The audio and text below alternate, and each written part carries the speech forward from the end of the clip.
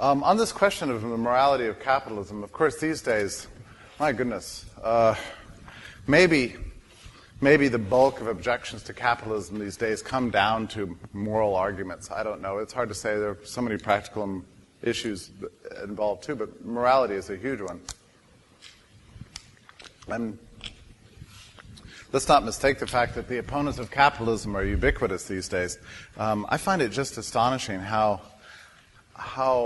I don't know if it's been the economic recession has unleashed it, or it was always present and now it's more pervasive than ever. But in my lifetime, I've seen two things dramatically change. One is the number of people who are interested in free market theory and the freedom philosophy, generally speaking, and the size of what we call our movement on the one hand. On the other hand, the forces of anti-capitalism are growing and ever more powerful all the time.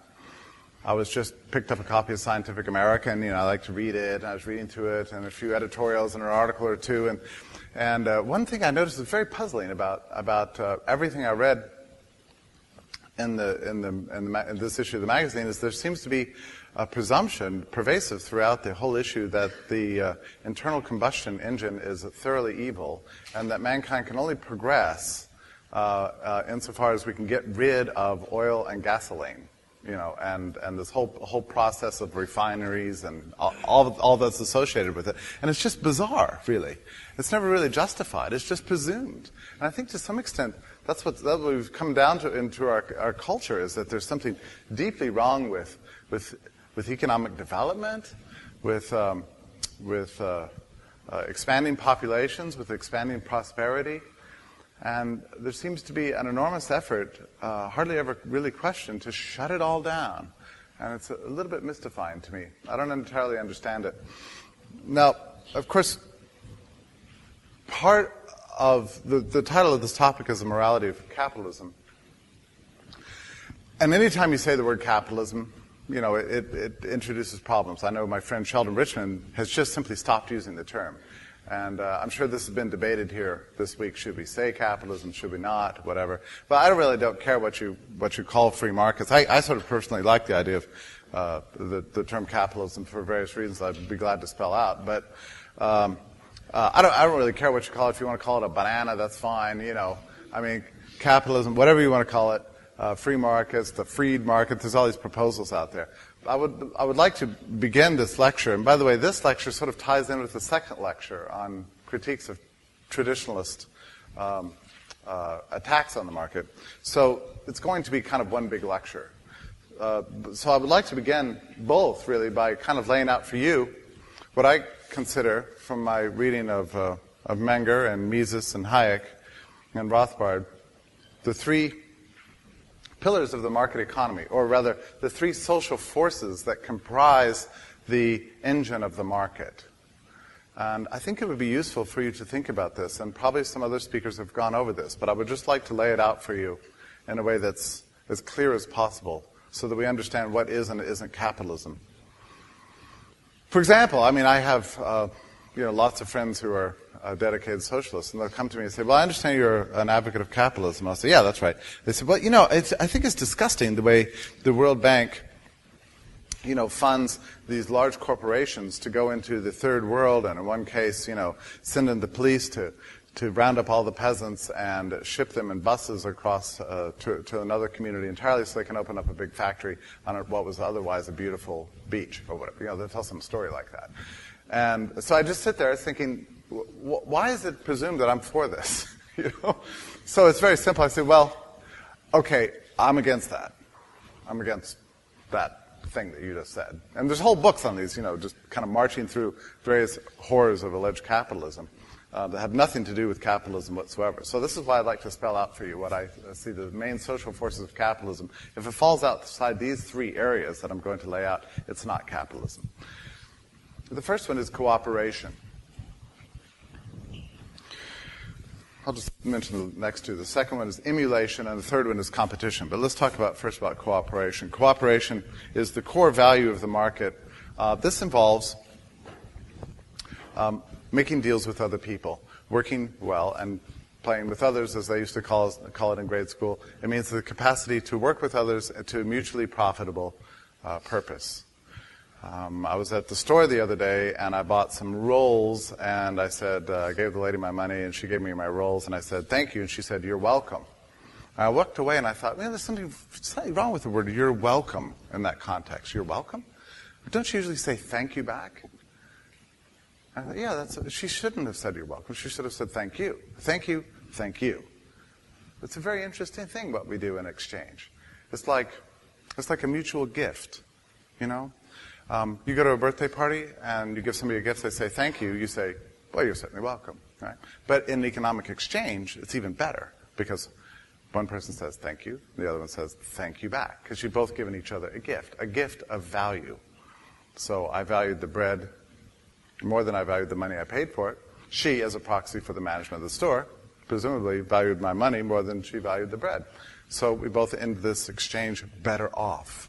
It's an unequal exchange in the sense that we're not trading equivalent values back and forth. Just by the very act of trading alone, we've increased our well-being as people, as individuals. That's, to me, an extraordinary thing, that the market is based fundamentally on this idea of mutual beneficence, gift-giving, always gift-giving. That's what an exchange is. It wasn't entirely obvious to the ancient writers on the subject of markets that this is what's going on in exchange. If you read Aristotle, for example, you always run across this thing about equivalent value. When is trade just? Well, when people are trading equivalent things. I trade this and you trade that, and it's equal. But do you see why it would be sort of pointless to trade something of equal value? There's no point in doing it. It's a cost. It takes time. You know, you have to kind of go through the hassle. Why would you trade something of equal value? It doesn't make any sense. And I don't know how many of you have read the Pope's recent encyclical, Caritas in Veritate, something like that. It's a beautiful document, and this is a brilliant man, Benedict XVI, a brilliant man. Ratzinger. I used to read him before he was Pope. But he makes a mistake in that document when he talks about equivalence and exchange. I'm quite certain he got the idea from Aristotle. He says exchange is just when people are exchanging things of equivalent value. Well, there's an error. And this error really leads him to underappreciate the role of exchange and its contribution to society generally. Because if you think that all the buying and selling going on every second of the day all over the world involving billions and billions of people is just a bunch of shuffling around, stuff moving here, stuff moving there, it's not really accomplishing anything, you know.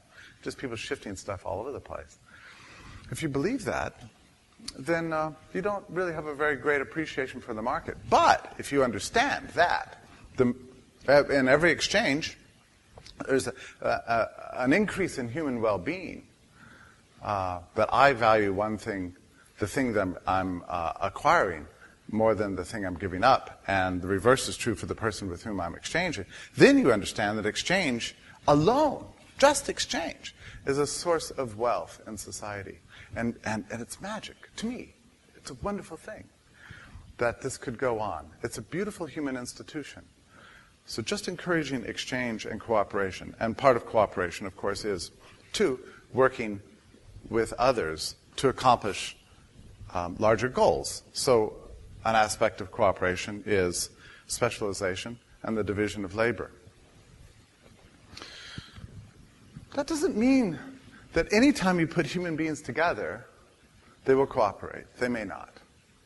You know, you're alone on a desert island. You've been, living off berries and whatever fish you could catch. Some other guy shows up. You could look at the other guy as an asset and say, wow, we could work together to improve our well-being. Maybe get more fish, more berries. Thank goodness somebody else is here to help me.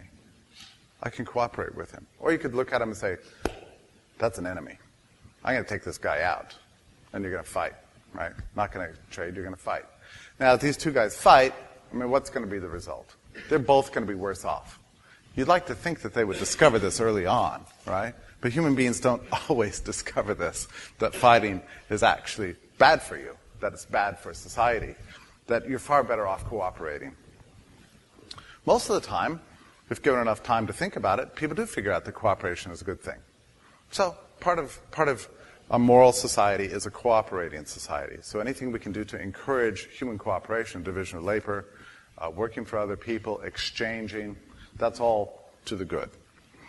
The second social force that's part of the market economy or the capitalist structure is an extremely important one. I think the writer who's best on this topic is actually F.A. Hayek. And the topic, it concerns emulation. Emulation. How many have heard that term, emulation? Okay, so it's, yeah, okay. It just means really to copy, to imitate, to appropriate behaviors of others when they're successful. This is absolutely essential for the market economy because it permits us to learn from others' mistakes and learn from other people's failures. If we had to learn all of this on our own, from mistakes and successes, I should say, if we had to learn all things on our own, we wouldn't get very far. So in a growing dynamic society, actually in every society, we have to learn from other people, from what other people are doing. We watch, we look, watch to find what's successful. Two people on an island, one's looking at the way another person is doing the getting berries off the tree or catching fish. We learn from the productive techniques of others. We learn from others when we go to work for them. At a young age, we're constantly being mentored. This is an essential part of the market. So from the market and operation, we find things to emulate. We find things that we want to appropriate for ourselves. And there's something, I mentioned there's something magical and wonderful and mysterious and beautiful to me about the institution of economic exchange. Similarly true with the institution of emulation, because the behaviors of others, the successes of others, learning from the failures of others, this is all free information. It's given to us as a free good. We can take it. Take all of it we want. We can extract information from around us all the time. There's no price to it. We learn. We're constantly learning. And the great thing is we can appropriate that information for ourselves without taking it from other people. So it's not robbery. It's not stealing. It's just appropriating it. Maybe appropriation isn't the right word. It's just emulation. It's just copying. And copying isn't theft. It's just a way of absorbing things onto ourselves, this zero-priced information. It's all in the attitude you take towards it. And I think actually you learn this very early as a child. My daughter came home from school one day, and she said to me, Daddy, I'm very, very upset at my friend so-and-so, Stephanie, or whatever. I said, why? She said, well, yesterday I wore a scarf to school.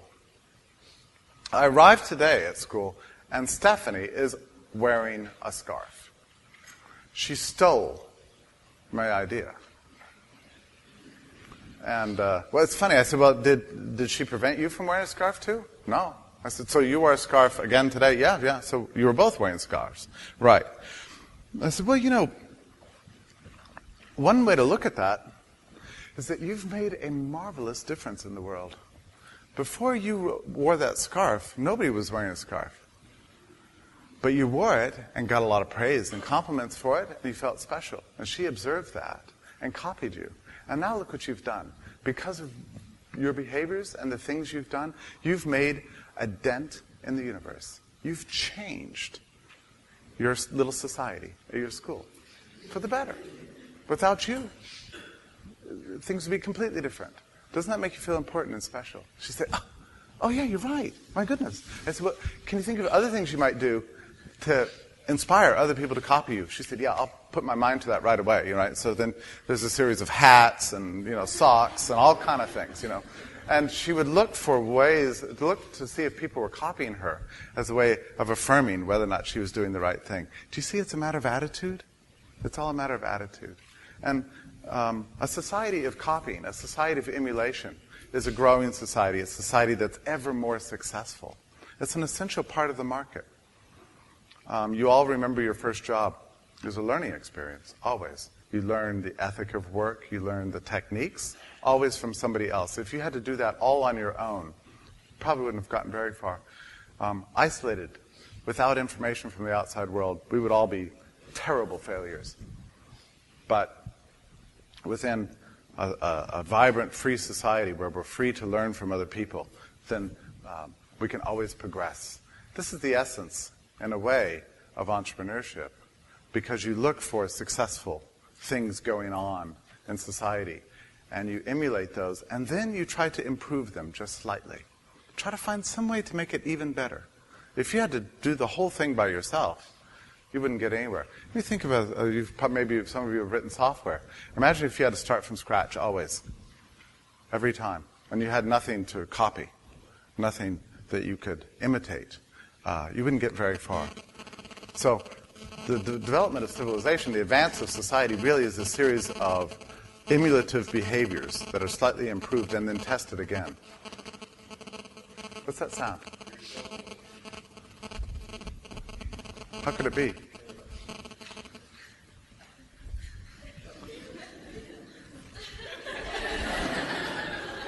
Put it in the planter, right? Okay, that's the second force, emulation. The third one, competition, and this is where it gets really fun. First, you learn how to cooperate, then you learn how to imitate, and then you can compete.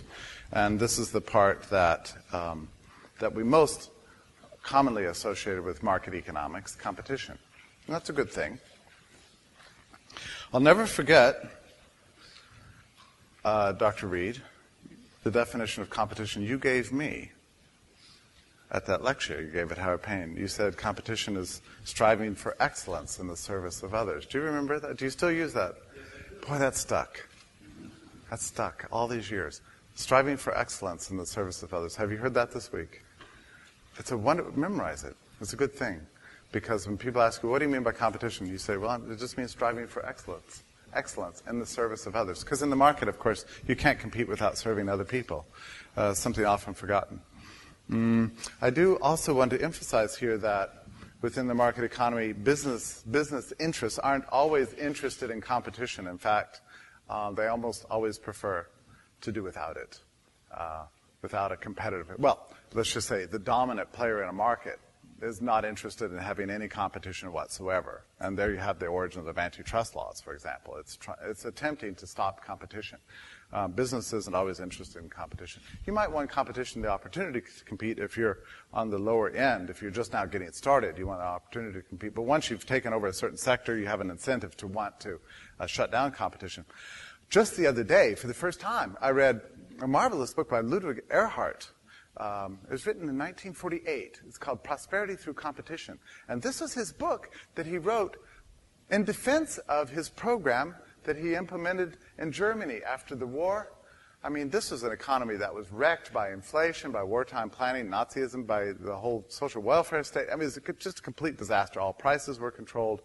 But one of the things Nazism had done was institute vast numbers of business cartels, so that every sector of society had this kind of a cartel that was promised by the state, you will be the official producer of cars or the official producer of tires or whatever it may be.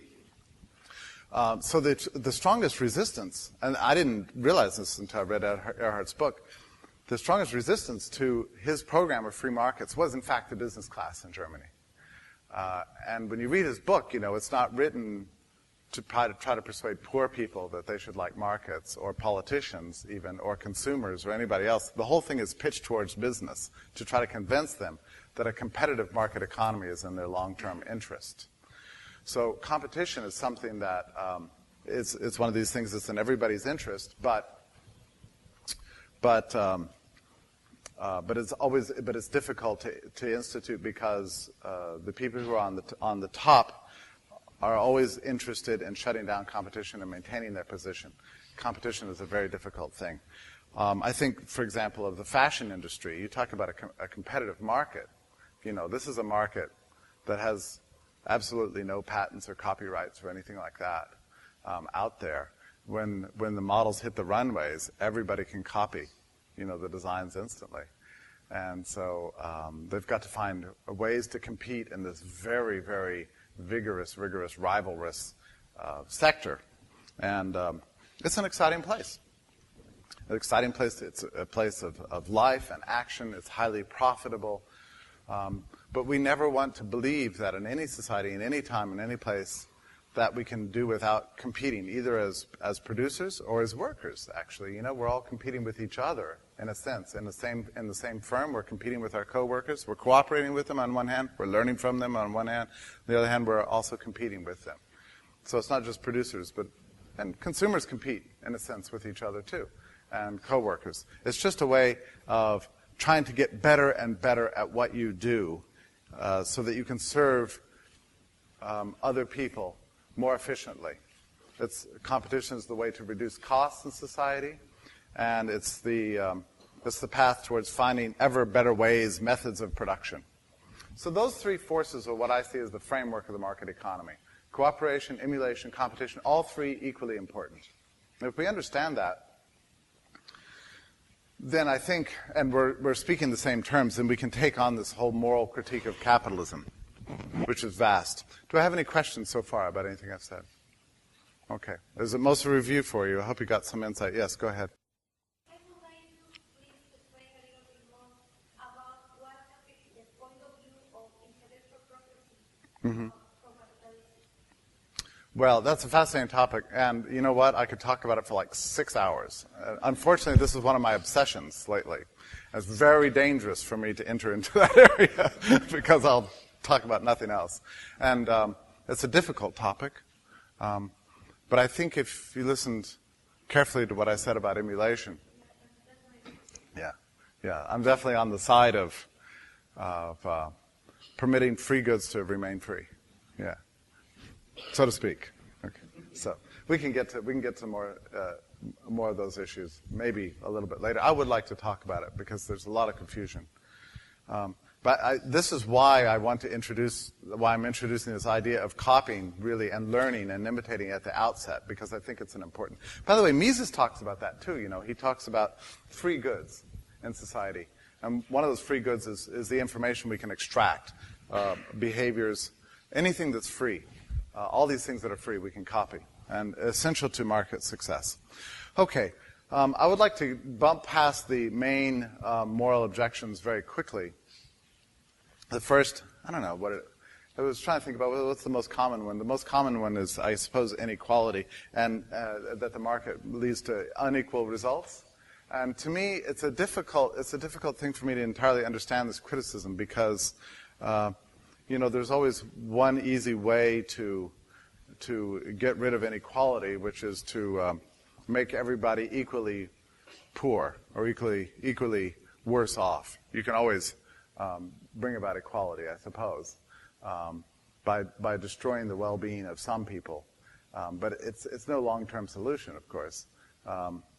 Egalitarianism is generally a pernicious ideology. Sometimes I wonder where it comes from, and I think it must stem from an intuition, a moral intuition we all have that in the eyes of God, we're all equally valuable, that every human person has an inherent value of, an infinite dignity, something like that. I think maybe that's where our moral intuition in favor of equality comes from. But you see, that's a very different thing from talking about equality of material condition. It's simply not possible to have such thing as equality of material condition. I mean, for one thing, our subjective impressions of our material conditions are really very different. I mean, you could take everything I own and everything I am and just leave me with this suit, this collar, and this tie, and I'll be rather happy. And you could take somebody else in the room and do the same thing with them and dress them up just as me and stand them next to me. And my guess is that we won't have the same evaluation of our place in life. We can make us perfectly equal in every material respect, but there's still no way to compare. You might think yourself much worse off as a result than I do. I mean, there's simply no way to make interpersonal comparisons of subjective notions of how well off we are. I have friends of mine. I direct a choir, and one of the problems I have in my choir is that sometimes people, for a church actually, and the people sing in my choir and they get really inspired by religion, and some of them have left to go into monasteries and convents. It's a real problem. I tell everybody, my choir is a real problem. We keep losing people to the faith. It's terrible.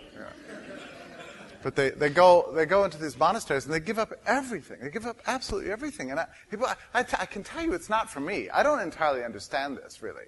I mean, I talk to them later. Well, they can't send email. You talk to them on the phone. They've got a new name. And they're absolutely penniless, and this is their choice. They're living in the dumpy little place and singing the Psalms all day, and I don't know. It's just and then you have to obey some guy all the time. It's this vow of obedience they take. Can you imagine a vow of obedience? Can you imagine?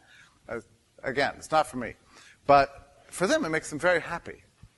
So it's like a vocation, like a calling, giving up everything. So how would you institute equality under those conditions? Let's say you had an ideal of equality. Well, everybody should be equal to everybody else in material condition. How are you going to deal with people who willingly give up all their property to undertake that kind of aesthetic life of prayer and contemplation? Extraordinary, isn't it? On the other hand, I have friends of mine who, tell me they can't sing in my choir because they're far too busy in their business, and they're very wealthy, and their time is enormously valuable. Giving up 2 hours on a Thursday night to come to choir practice for them is like giving up. The opportunity costs tens of thousands of dollars, and they just decline to do it. Well, that's their choice, too. So, and I wouldn't ever want to do anything to take away that right of them to make as much money as possible at the expense of singing Gregorian chant in my choir. So let's just throw the issue of inequality out. And we can discuss this a little bit later if you'd like to. The second one is, of course, greed. And I'm not going to dwell on that one because greed, of course, exists under all systems and all times and all places. I have a friend of mine from Uganda, and we were talking about how poor the country is. And he says, he told me, he said, Jeffrey, we've got a bigger problem. The biggest problem we have in Uganda is actually immorality. It's pervasive. And I said, well, what's the most immoral thing that people do? He said, well, people are enormously greedy. They will do anything for a buck. They'll do anything to get material goods. And he said, he was in the United States at the time, he said, that's one thing I love about the United States. You've solved in so many ways the problem of poverty. You have so much materially. It must be a marvelous thing to live in a society where people aren't constantly terribly greedy. Now, I'm not sure if he was right about that, but I was intrigued that he saw the origin of this sin as being poverty, whereas most intellectuals in this country see the origin of the sin of greed as wealth. But somehow wealth inspires people towards greed. Isn't that interesting? I thought it was a funny and interesting perspective. But I think what it shows is that, of course, human problems, like greed, if you want to call it a problem, can exist under any times and any places. It's a force in life like gravity. It doesn't really quite explain anything, really. It's pervasive, but it doesn't quite explain anything. The issue of discrimination now. I raised this topic because it's a big deal. Just recently, this guy, Rand Paul, is running for Senate somewhere, had stepped into it because he was hounded. They said, do you think it's okay for private businesses to discriminate based on race and fail to serve somebody just solely on grounds of race? And he was nervous to say what he should have said, which is that in a free society, of course, you should be free to discriminate too. He was afraid to say that because he was afraid what the consequences would be. And of course, on national television, you never have more than 10 seconds to make your point. Which, I wouldn't like that kind of setting either. But let me just say that on this topic of discrimination, I would like to get rid of the word completely, because discrimination is something that is all pervasive, that we can't help but do with every single behavior, every single action in all of our lives. I mean, we're discriminating against every other conference, every other activity you could possibly undertake just by being in this room. This is an act of discrimination. You're choosing to listen to me rather than be over at the Starbucks. That's the discrimination against Starbucks. So, I mean, anytime you face rivalrous choices in life, you necessarily have to discriminate.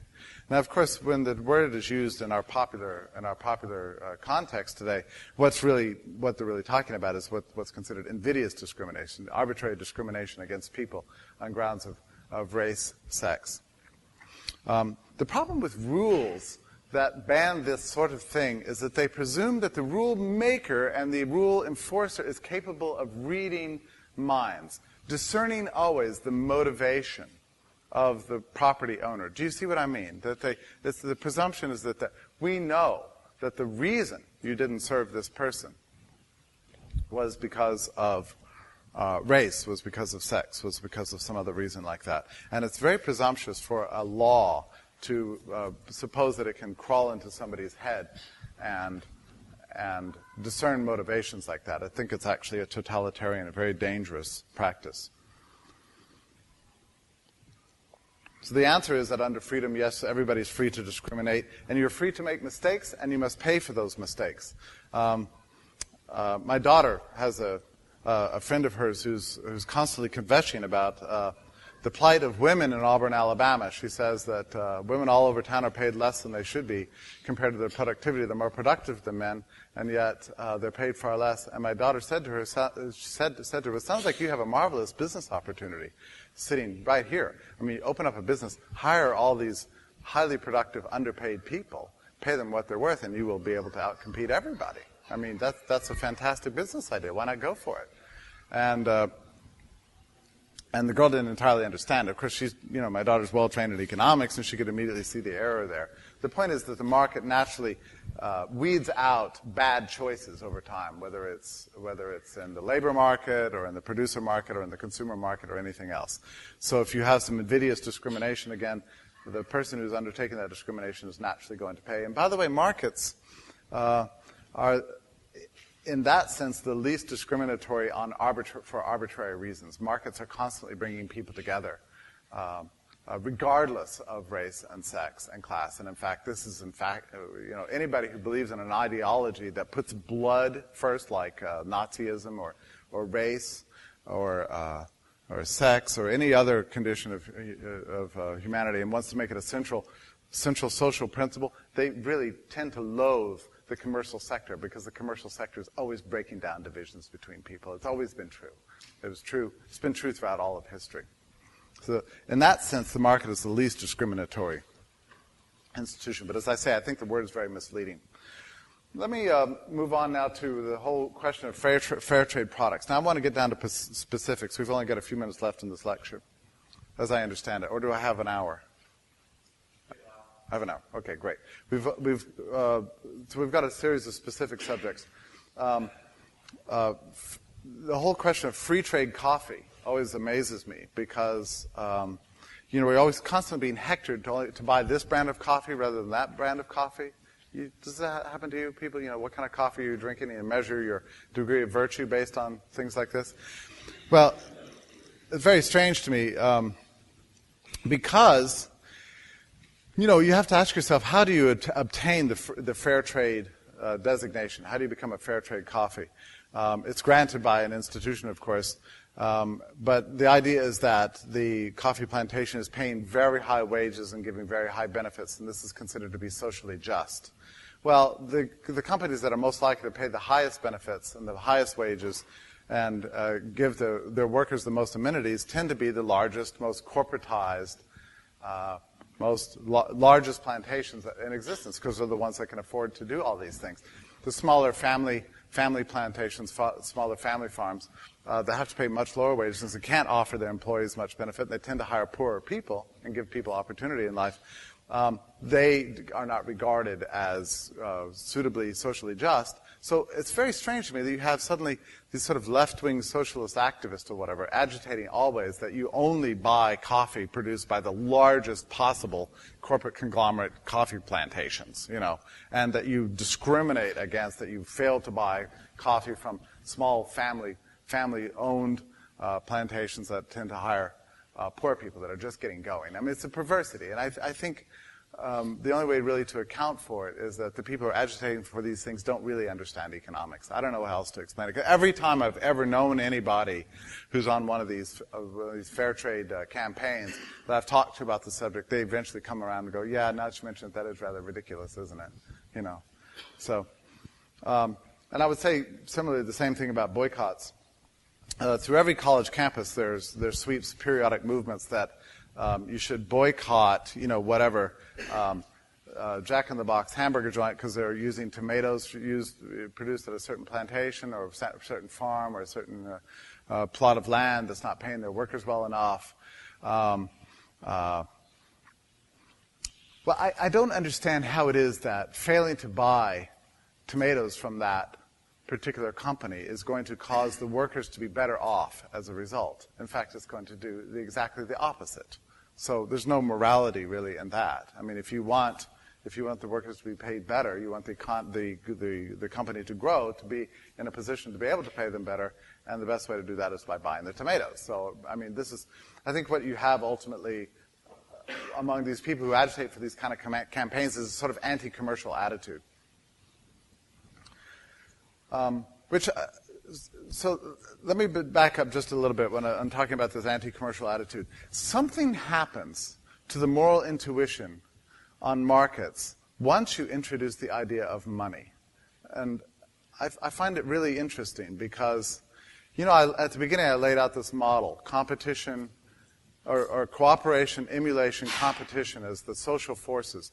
And most people accept that and understand it until you monetize it or introduce money into the equation. Then somehow that's perceived to be some kind of evil thing taking place. It's like the whole subject of money kind of drives people crazy. Like they're not able to think about commerce the same way. If all of society consisted in sort of barter, maybe the people wouldn't have a moral objection to it. But you introduce money, people get very confused. And I would say that money is the top topic in economics that almost everybody is confused about. So I was so grateful for Larry Reed's lecture that he gave at my college when I was so young to help clarify the nature of money, just to understand that money is nothing other than a good for facilitating exchange. And that's all it is. It's nothing magical or anything else. It's just a proxy for the goods and services that it can buy. And it makes things easier, more convenient for us. If you understand that, then you take away the mystery of money, then I think it helps to see things a little bit more clearly. An example of that, I'd like to draw attention to the subject of organ transplants, for example. Now, this is an interesting one because you know that we're not permitted to have market exchange for things like kidneys, right? So people all over the country are suffering, desperate for kidney transplants and can't get them because we insist that people just donate these rather than buy and sell them. That's a little bit of a puzzle to me because really I don't see why money should change the moral equation at all. Just because you're exchanging money, I don't know why that would change anything. I mean, I asked a coworker the other day she was intuitively against it. She said, well, you can't have a market for organs. That's just disgusting. It's commodifying the human body. We'll talk about that. So I said, well, let me just think about this. Let's see, I know that you need a kidney, and I've just taken a great love for you in some ways in your well-being, and so I give up one of mine. You would be happy about that. And we regard that as a great gift, right? And she said, well, yes, that would be a great, wonderful sacrifice, and yeah, I mean, that's a beautiful thing. I said, well, what if you paid me for the same thing? You paid me a few $100 in exchange for that. Wouldn't you still have the kidney and be better off? And wouldn't I still gain the benefit of having known that I made a sacrifice for you? She couldn't quite solve it. And it was interesting because it was like the introduction of money into it confused everything for her, We ran an article some years ago on this topic on Mises.org, on our website, on the topic of markets for organs. And, hardly a week has gone by since that day. And by the way, we weren't starting a market for kidneys. We were just writing an article supporting the idea, right? But for whatever reason, now hardly a week goes by where we don't get calls and emails of people offering to sell their body parts, people looking for people who are selling their body parts. It's true. Emails all the time. In fact, I had to put up at the top of the article, this is not a service for us buying and selling kidneys. It's just an article about the topic, all right? But it tells me that there's a huge demand out there. Anytime government suppresses a market, says, no, this can't be part of monetary exchange, then it's going to create a black market. There must be an immense black market out there, is all I can say. And the subject. Okay, on the subject of, let's move on to the subject of asymmetric information as another issue. By asymmetric information, what I mean is that buyer and seller have different levels of knowledge about the deal they're getting into. By this, I don't mean fraud. For example, if I sell you my 1985 Buick and claim that it's a 1989 Buick, that would be fraud, right? But if I sell you my 1985 Buick and I know that this particular model is something of a lemon, or that it's really driving this car. This car is very low, so it will give you a very low social status, something like that. And the buyer thinks that it gives them a high social status, or that this is a great car, or whatever. Now, is that immoral? St. Thomas actually deals with this topic, St. Thomas Aquinas, in his Summa Theologica. And the question comes up that you've got a water dealer in the desert, and he's selling water at a very high price. And he comes across a caravan of people who are very thirsty. Now, he knows a mile behind him there's many other water dealers that are going to be selling water. And he has just a little bit. He offers a very, very high price for it, knowing full well that if they would just waited an hour, they would be able to buy the water at a much lower price. And so the question is asked to St. Thomas, is he morally obligated to tell the buyers of the water that there's a caravan just a mile down the road that can sell water much cheaper? And his answer was absolutely not. He's not obligated at all. He's only obligated to give a good description of his product and arrive at a price that's amenable to both sides. That's very interesting, isn't it? I often think about the issue of asymmetric information in light of the parable in the Bible where, do you remember this parable? So a guy has like a house and he's got a field in the backyard or something, and for whatever reason there's a treasure buried there. You know the story? You don't know the story? Okay, the treasure in the field. So some other guy, I guess he's been passing by or he heard rumor on the street or whatever that there's a treasure in the field. So he goes up to the owner, and he has every intention of buying the house and the land and everything just so he can get the treasure in the field. He knocks on the door and he says, I've been thinking, I might like this land and this house. There's nothing really great about it, but I wonder if you'd sell it to me for a certain amount. And the guy says, well, nobody's ever offered me money before. This is kind of a dumpy place. I'm sick of it. So he sells it. And the new guy moves in, and he's able to get the treasure. Never tells the seller that there's a treasure in his field. He doesn't know it. The buyer knows it, but the seller doesn't know it. Now, Jesus is reporting this story. And at no point in Jesus' telling of the story does he say something like, don't you think it's rotten that the guy who bought the field didn't tell the owner that he never says anything like that at all. He presents it as a fantastic example of entrepreneurship, really. One person knew something and the other person didn't know it. So he bought the house, he got the treasure, and he was infinitely more well off. So it's a case of asymmetric information at work. Nothing at all wrong with it in Jesus' view and St. Thomas's view. And in my own view, asymmetric information is just simply part of market exchange. And you remember when we talked about market exchange earlier, about when I bought the rolls at the store to exchange the money?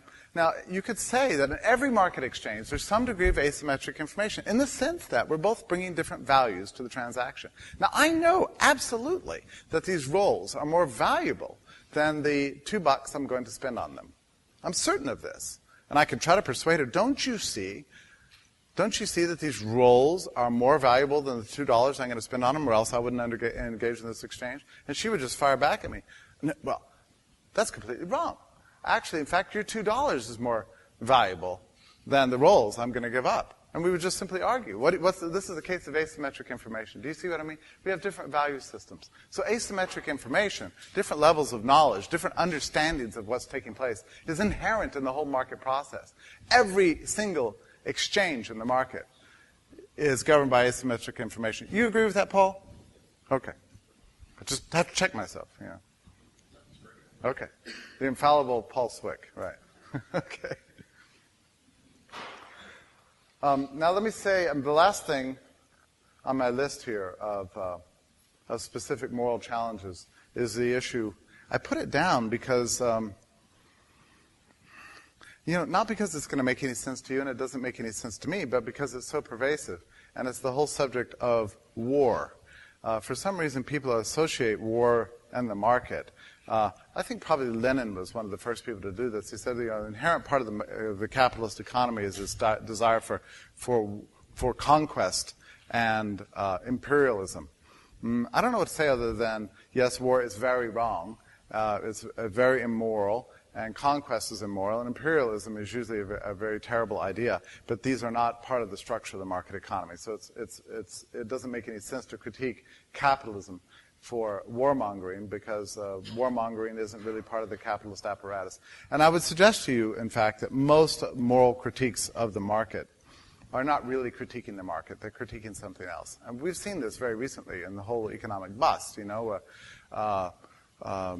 AIG was bailed out, and people said, well, there you go, that's capitalism. Well, it's not capitalism. That's, I don't know what you call it, fascism, socialism, call it something else.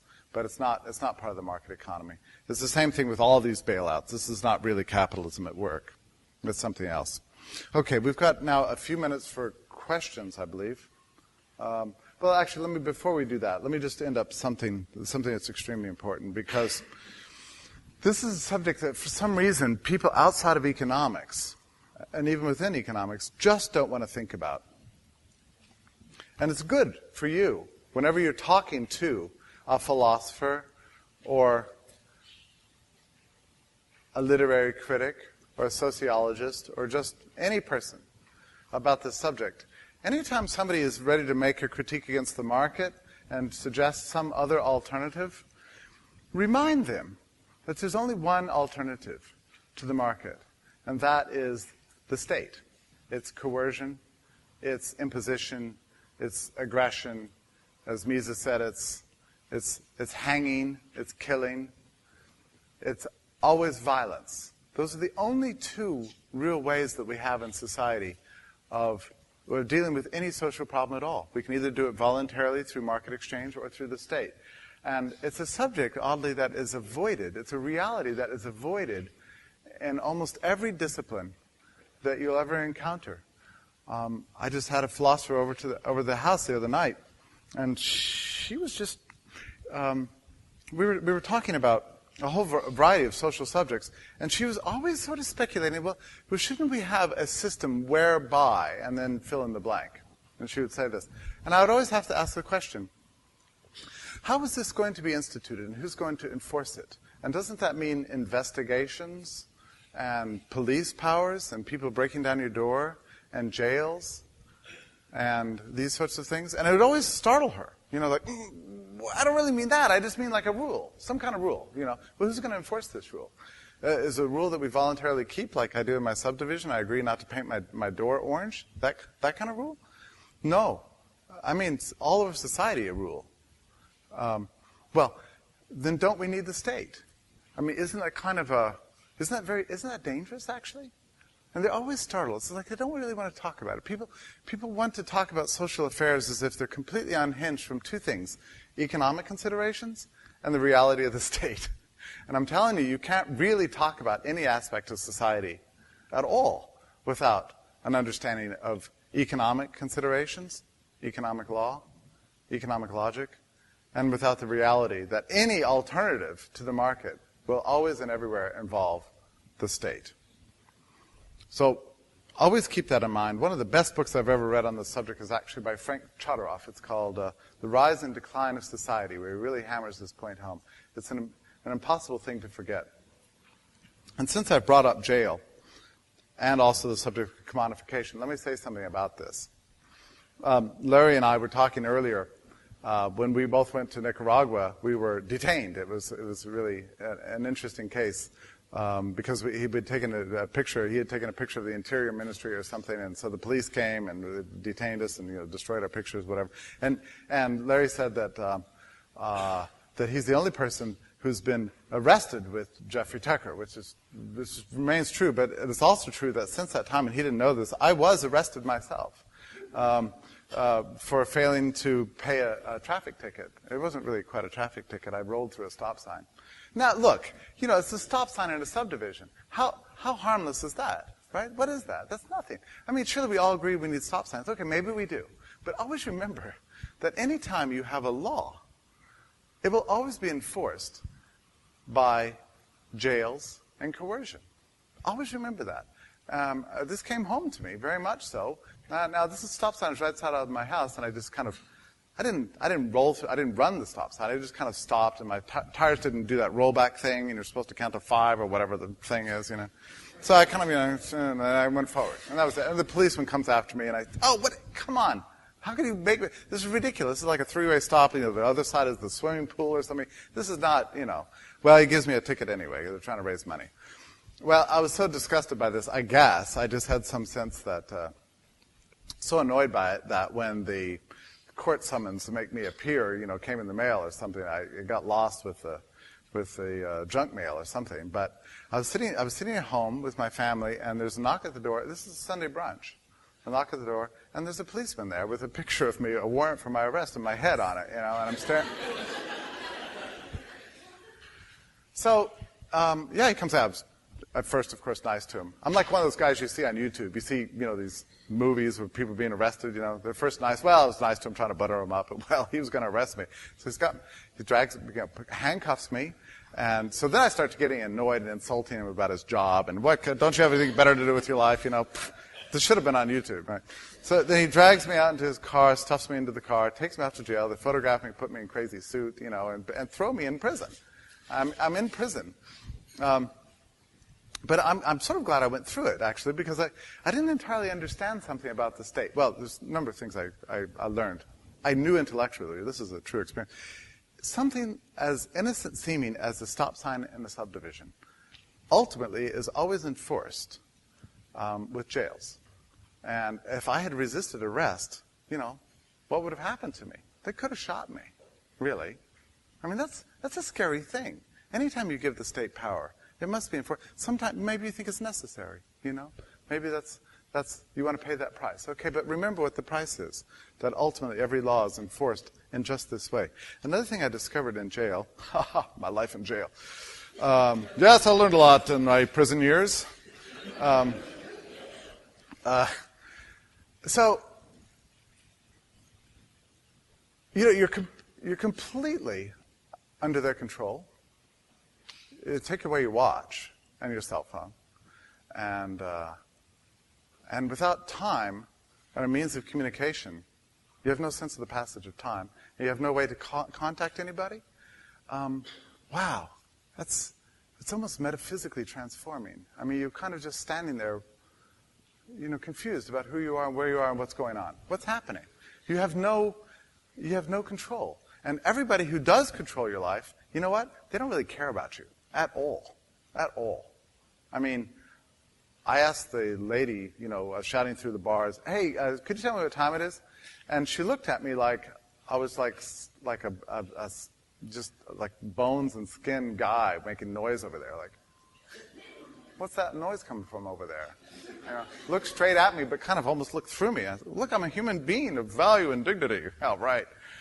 And so then I noticed in my cell there's a phone, and I thought, oh, it's like in the movies, you get a phone call. Okay, that's what I'm going to do, make a phone call. So I picked up the phone. Well, it was kind of like old phone where you had to put in money. Well, I didn't have any money. So, and I couldn't remember everybody's numbers anymore, because our cell phones all have names, So, and then it turned out you can't call cell phones from this phone on the wall because you can only call landlines. And you can only call collect. They still have this thing. I guess there's like 2 or 3 operators that still say, collect call from, I don't know. But anyway, I couldn't make, I tried making a phone call. And I noticed I kept turning around, and all my fellow inmates, all very charming people, got to know them very well, they were laughing at me because they knew that the phone doesn't work, And some guy kept saying, listen, buddy, you're in jail. The phone doesn't work in jail. But he was very animated, and very loud when he said this. And he was screaming at me. And the crumbs from his sandwich that he was eating were flying at me as he was yelling. Well, let me just say this about, I think about this all the time when people talk about, well, the market is terrible. It commodifies everything. We're commodifying people. Well, it's ridiculous. First of all, the market doesn't commodify people. It commodifies people's services. That is a beautiful thing, really, because when something is a commodity, that means it is valuable. Hardly anybody talks about the nightmare, the metaphysical horror of complete decommodification. Decommodification, right? That means to remove the value completely from something so that it's zero value or it's negative value. To be completely decommodified is what it's like to be in jail. You would rather be an animal in a zoo where people take care of you and stroke your back and give you fish or whatever the thing is. You'd rather be a pet in somebody's house where you kind of sleep in a nice little dog house or something like that, or a fish in somebody's fish tank where they're cleaning the water for you, throwing you fish flakes. To be in jail, to be under the control of the state completely, is to have all value robbed from you, totally and completely. It changes you completely. Now, I submit to you that is what it is like for every single person who lives in a socialist society. A socialist society is a society completely in jail, where there is no value attached to anyone at all. A completely decommodified society, where everything is decommodified. That is the worst nightmare that you can ever imagine. So when people talk about commodification, I'm tempted to say, God bless it. God bless commodification. My services are valued. My property is valued. I have some control over my life. I can surround myself by people who appreciate me. Do you know what that means? That's everything. That's everything. To be able to trade, to be able to increase value, to be able to make value through entrepreneurship and enterprise, to have the freedom to do these things. That's life. That's the essence of life. That's the way you build civilization. The alternative is a nightmare. The worst nightmare of all. Okay, I'll stop there and take any questions on anything I've said so far. And I'm going to continue the discussion, I think, after the break, where we're going to go through a series of criticisms of the market that come not from the left, but from the right. So that should be fun. Is there time for question and answers? Go ahead. Yeah, here. Okay. Oh, there's a microphone thing. Oh, okay. Good. I know your first, one of the first things you mentioned was inequality and how people not in favor of the market say, oh, that's a problem with it. But and this is a fairly common to a lot, but basically a lot of people that I talk to on the left say that, sure, we don't need necessarily everyone to be equal, but everyone should have, everyone has certain rights to education or service X, Y, or Z. And so a little. Yeah, I think sometimes market advocates have made a mistake in embracing this notion of equality of, well, you've heard it before. I don't favor equality of result, I favor equality of opportunity. Well, I don't see how you can favor equality of opportunity either. I mean, there's no chance for that whatsoever. There's no such thing as equality of opportunity. I mean, you'll never get it. You could strive forever. It's impossible to achieve something like equality of opportunity. So I would really encourage all of you to reject that phrase as well. It's actually very dangerous. We all have different opportunities because we all live different lives. It's not possible to equalize even that, really. You mentioned education in particular. I'm always puzzled by this subject because people are very concerned about offering everybody an education. Well, there's a lot to say about this subject, but if something is as valued throughout society as education, that's a pretty good candidate for entrepreneurship and for enterprise and for markets to handle. Something as valuable as education, everybody agrees is valuable.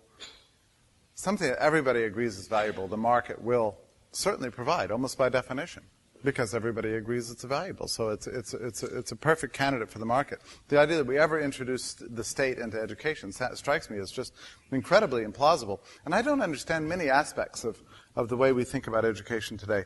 For example, in my town, the property taxes that are associated with living in neighborhoods where people go to the right schools, where the houses are priced far higher than they would be if they were outside of that school district. If you add the taxes together with the very high prices of the homes, you come up with figures that far exceed the annual price of private schools in the community. I don't understand this. I mean, we're paying vastly more for public education. Even individuals are paying vastly more for public education than they ever would for private education. So it's a very messed up system. I also don't understand this mentality that it's a matter of human right that we should have a zero-priced education between first grade and your senior year in high school. And at that point, you should be willing to spend up to $50,000 a year for college education, and nobody objects to that. Isn't that strange? I mean, you can't believe what people pay for. Well, I guess you can. It's an incredible thing. So it's a matter of human rights that there should be zero price for education up to 12th grade, but the 13th year of education can cost as much as $50,000, $100,000 a year. And that's just intrinsic as a matter of morality. Ridiculous. It's ridiculous. I like the idea that education would be a market good like any other. It could be zero priced. We don't know. In the end, I mean, who believed that you could read the New York Times for free? Like I do every single day online, or get all the benefits of Google search engine for absolutely nothing.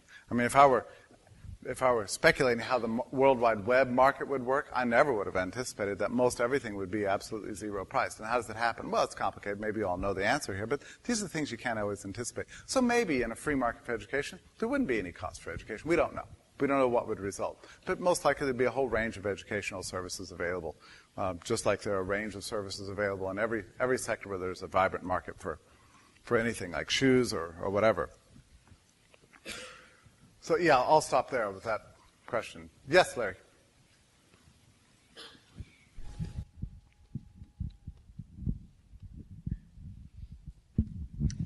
Jeff, let me just add a comment. I don't really have a question, but your point is superb about the cost of public education. But let me also point out that with public education, you pay not just during the time that your child is in the school, you pay for a lifetime. And if you never have children, you pay for a lifetime. Whereas with private school, you pay while your kid's there. They don't send you the bill for the next 60 years. Right. Yeah. And you draw attention to these kinds of points, and really people will quite frequently say, well, that's a good point. We really shouldn't have people without children paying for public schools. Well, once you start exempting people, the schools aren't public anymore, right? I mean, they just become basically a fee for service, and that's what the market essentially boils down to. So I'm in favor of exempting anybody who doesn't have. Why should they have to pay? Of course, the idea is that there's these wonderful externalities that come from getting everybody educated, and these are very difficult times for young people right now. Many friends of mine have done everything according to the rules.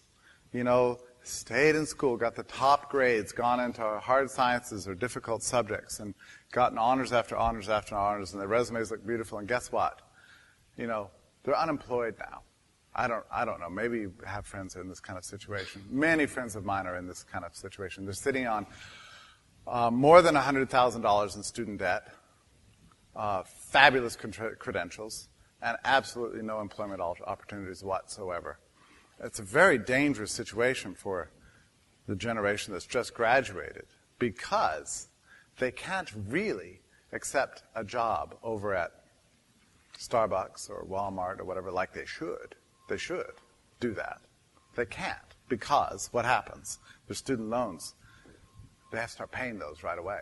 They have to stay in school to keep putting off the date at which they start paying the loans. This is what accounts for the level of unemployment among new graduates, which is like 20, 25, some estimates put it as high as 30% today. In all fields. I just talked to a person the other day who just graduated with an MBA from Master's in Business Administration from Columbia. Unemployed. Another friend of mine is aerospace engineering, 4.0. Everything you can imagine, every benefit you can imagine, unemployed. And they're all panicked, mainly because of the student loan problem. And also there's a real issue, I think, these days with people who had a built-in certain set of expectations about what society owed them because they did everything right, stayed in school, got top grades, and now society is not coughing up, and it's very difficult to make that adjustment. In other words, it's not always the case. It's not inevitable that school and staying in school as long as possible is going to fix you up for life. It's not necessarily true at all. Even employers now are wondering about students who stay in school forever and ever and haven't done anything other than that. So I would urge all of you to, whenever you find work opportunities while you're in school, to always seize on them as much as possible and pack your resumes with your job experience. And fortunately, in the age of digital media, there's lots of things you can do just from your home or your desktop, and that's very much to be encouraged. And if the idea is just to make sure that as many people as possible get high credentials and everything, I think what we probably ought to do, rather than spending all this money, extracting all these resources, we should just give everybody a PhD at birth, and then just be done with it, and then otherwise just turn it over to the market. Okay, it is now, I guess, kind of late, but is there another question before we finish this session? I can't believe nobody was horrified by anything I said. Yes, go ahead. This is a woman with horror on her face.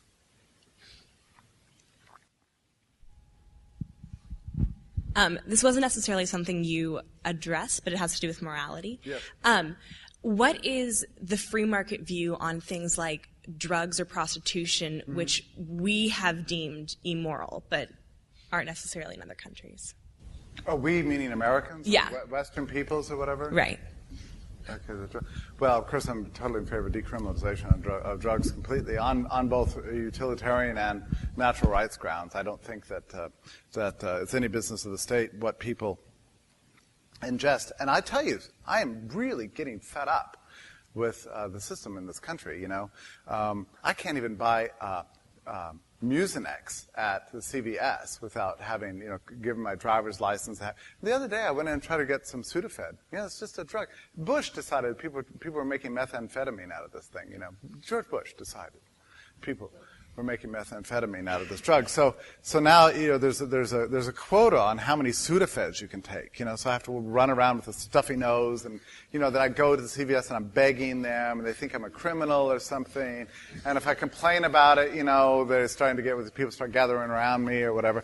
At CVS just the other day, there's a big sign up, with a list with pictures, like headshots, of 18 people who were arrested recently for buying too much Sudafed. Because they were suspected of providing methamphetamine. Meanwhile, it turns out, since the whole crackdown on Sudafed came about, all the methamphetamine makers have figured out a way that you can make methamphetamine in your car using something like a bleach and like a flame or something at a stoplight. You shake it up. It sounds very dangerous to me. Whew. But the point is that they found the workaround. If you want methamphetamine, you're going to get it and do even more dangerous things for it. So, yeah, this whole drug war has really been catastrophic. And it's hurt all of us in this room. Oh, I take a little prescription thing to kind of settle me down a little bit. The small thing. I've had a tremor since I was 13 years old. My hand shakes a little bit. It's a pill about that big. And so I went in. And I said, look, I need to fill my prescription. I've been taking this stupid thing since I was like 13 years old. It's not a big deal. It's just nothing.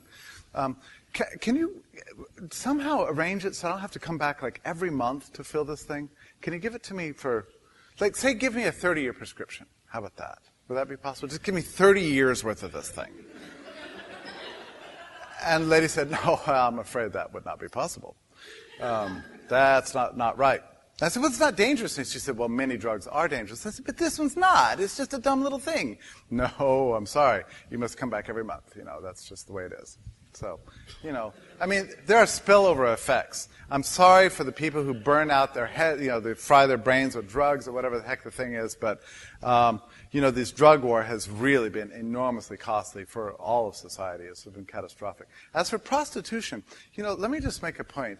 I don't know, I've got St. Thomas in my brain today. It's a very interesting thing because St. Thomas, I guess most people agree that he was kind of a serious moral thinker, right? So he was once asked the question about prostitution. Should it be stamped out? And he said, some evils should be permitted in society because the attempt to stamp them out will create an even greater evil. Do you remember where he said this? He writes this in the Summa. He said, if we stamp out, and it's puzzling that he would say, he said, if we stamped out prostitution, society would be consumed by lust. I'm just reporting what he said. But his point about greater evil is that, you get the state in the business of regulating human associations like that. And it's always dangerous. The market is far better at regulating those even morally ambiguous situations. It's far better to trust the market than the state in the case of the prostitution. So I would argue for the complete legalization of both drugs and all human associations, including prostitution. So, it's a funny thing. We all have to develop. Mises writes in Liberalism, his great book Liberalism, 1929. He talks about pillars of free enterprise, and he says property rights, yes, freedom of association, yes, peace, yes, but he also says tolerance. And for years I didn't quite entirely understand what he meant by tolerance. But I think what he means is that if you favor freedom, you're going to have to learn to tolerate things you don't like. I once had a friend from Boston who came down, and I guess, is everybody in Boston this way? They're annoyed by everybody else's behaviors, and they think they should be running the world or something. And so he would sit on my front porch, and he would look at SUVs going by, and he'd condemn them. And he'd say, look at that guy in an SUV. Isn't that just disgusting? Not really. I don't know what. Oh, there's another one. Another disgusting, despicable SUV. Look at that guy just driving around in an SUV. It's horrible. And so I can't understand. I mean, there's a profound intolerance here. Or people that are annoyed by advertising. Look, people that drive down the street and they see an ad and they say, oh, look at that horrible advertisement. Well, look, if you're going to live in a free society, you have to learn to kind of deal with things that annoy you a little bit. I remember once I was in a seminar with Karen Vaughn, who's an economist at George Mason University, and some left-wing socialist minister of some sort. And he was railing against the rich. He's just disgusted by the rich. They make him sick. The rich people just make him sick. Oh, but what are we going to do with rich people? They're just terrible rich people. He's going on and on. Karen finally just couldn't stand it anymore. And she said, well, you know what? The rich are great benefactors to society. They are the source of capital, and capital is essential to a growing economy and essential to sustaining our population.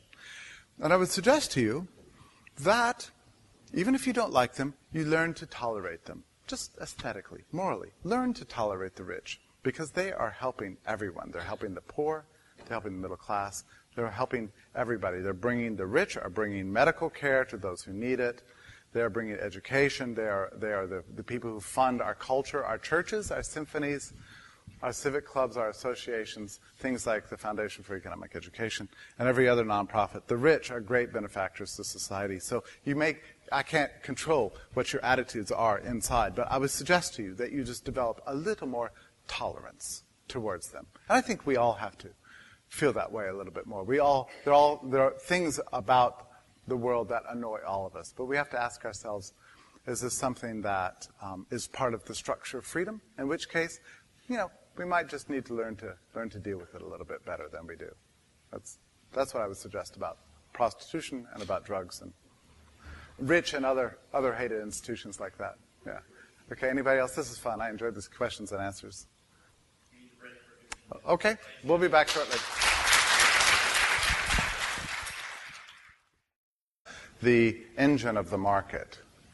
And I think it would be useful for you to think about this, and probably some other speakers have gone over this, but I would just like to lay it out for you in a way that's as clear as possible so that we understand what is and isn't capitalism.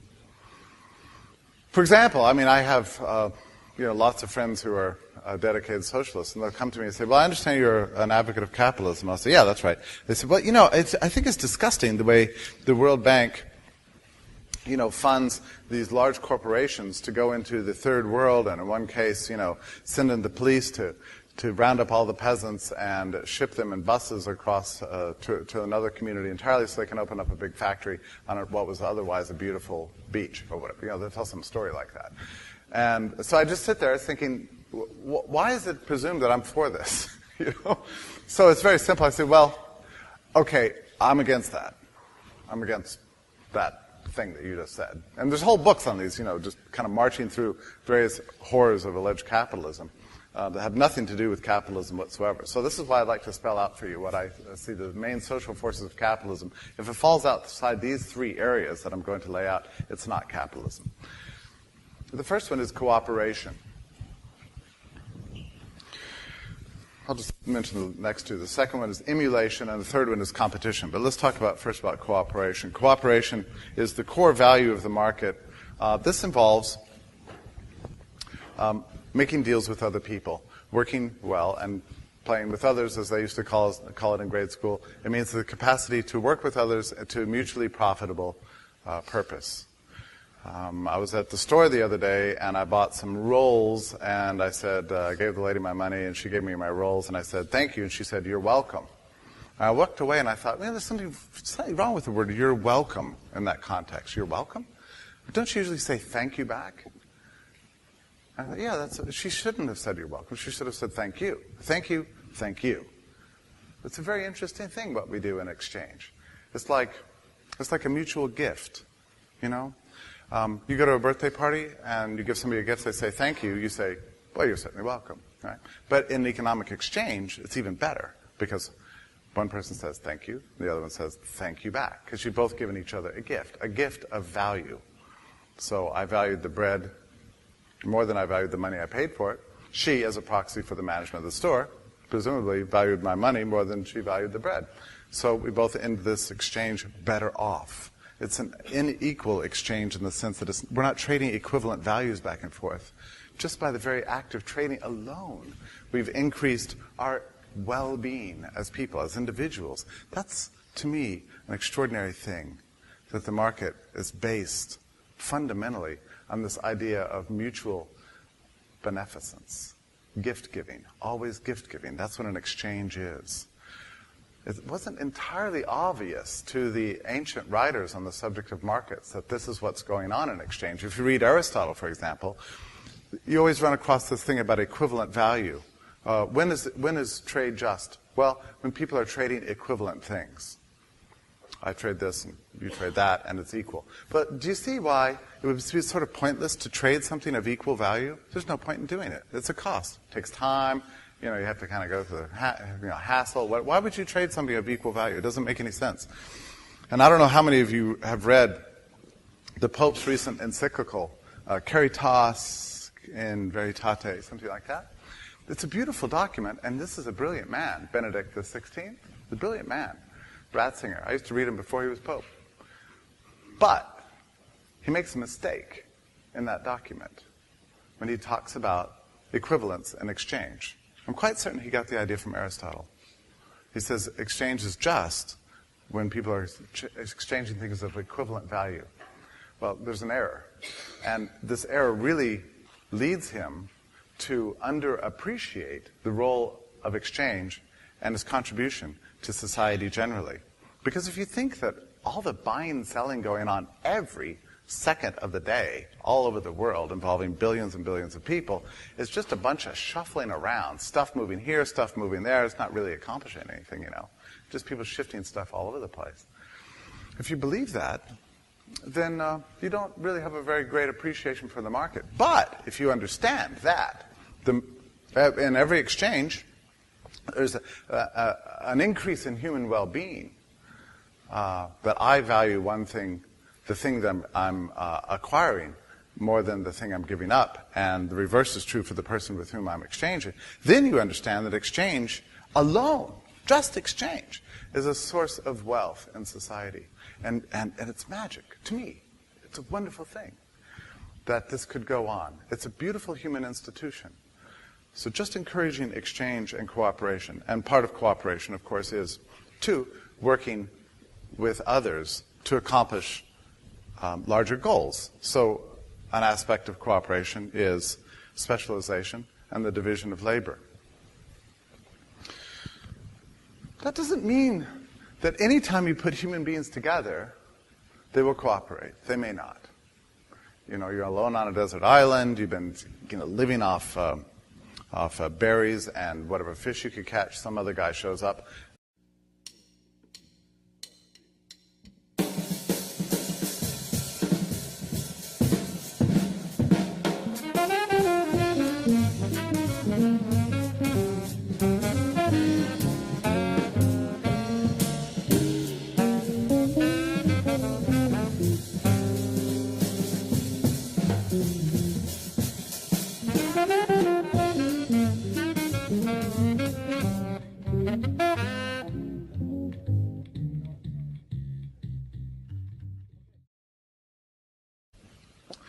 On this question of the morality of capitalism, of course, these days, my goodness, maybe the bulk of objections to capitalism these days come down to moral arguments. I don't know. It's hard to say. There are so many practical issues involved too, but morality is a huge one.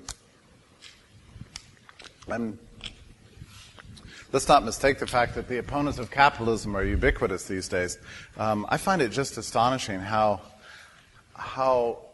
I don't know if it's been the economic recession has unleashed it, or it was always present and now it's more pervasive than ever. But in my lifetime, I've seen two things dramatically change. One is the number of people who are interested in free market theory and the freedom philosophy, generally speaking, and the size of what we call our movement. On the one hand, on the other hand, the forces of anti-capitalism are growing and ever more powerful all the time. I was just picked up a copy of Scientific American. I like to read it. I was reading through it and a few editorials and an article or two. And one thing I noticed is very puzzling about everything I read in this issue of the magazine is there seems to be a presumption pervasive throughout the whole issue that the internal combustion engine is thoroughly evil and that mankind can only progress insofar as we can get rid of oil and gasoline, and this whole process of refineries and all that's associated with it. And it's just bizarre, really. It's never really justified. It's just presumed. And I think to some extent that's what we've come down to into our culture, is that there's something deeply wrong with economic development, with expanding populations, with expanding prosperity. And there seems to be an enormous effort, hardly ever really questioned, to shut it all down. And it's a little bit mystifying to me. I don't entirely understand it. Now, of course, part of the title of this topic is the morality of capitalism. And anytime you say the word capitalism, it introduces problems. I know my friend Sheldon Richmond has just simply stopped using the term. And I'm sure this has been debated here this week. Should we say capitalism? Should we not? Whatever. But I really don't care what you call free markets. I sort of personally like the idea of the term capitalism for various reasons I'd be glad to spell out. But I don't really care what you call it. If you want to call it a banana, that's fine. Capitalism, whatever you want to call it, free markets, the freed market. There's all these proposals out there. I would like to begin this lecture, and by the way, this lecture sort of ties in with the second lecture on critiques of traditionalist attacks on the market. So it's going to be kind of one big lecture. So I would like to begin both, really, by kind of laying out for you what I consider, from my reading of Menger and Mises and Hayek and Rothbard, the three pillars of the market economy, or rather, the three social forces that comprise